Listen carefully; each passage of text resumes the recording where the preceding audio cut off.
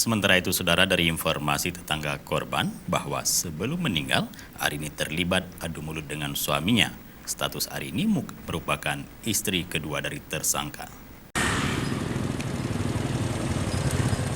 Salah seorang tetangga korban menyampaikan bahwa 2 hari sebelumnya, dirinya mendengar adanya cekcok antara Arini dan M suaminya hingga pagi pada Senin malam kemarin, dan setelah itu tidak ada lagi suara di rumah tersebut. Dirinya baru mengetahui adanya mayat tergantung pada Rabu pagi, dan diperkirakan sudah 2 hari tergantung di truk tersebut.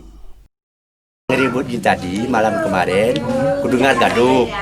Jadi gaduhnya itu gara-gara yang laki minta kunci mobil, yang perempuan itu minta HP. Mana kunci mobil? Mana HP ku dulu? Mana kunci mobil? Mana HP dulu? Sampai pagi. Jadi dia ribut di dalam itu, bunyi dinding-dinding, kaca-kaca pecah itu, saya nggak ke situ. Nah, jadi habis itu udah pagi, saya pun kan pergi kerja.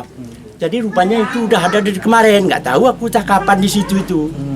Nggak tahu kejadian itu, udah meninggal gitu. Selama ini sering orang yang terjadi? Sering, waktu di sini pun rumah itu kan 2 tahun di situ, sering sekali ribut. Kadang-kadang nanti kepalanya sakit, orang rumah sini suruh taruh air jeruk.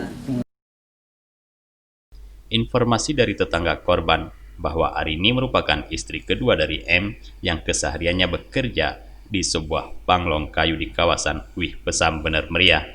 Dari Bener Meriah, tim liputan Aceh TV melaporkan.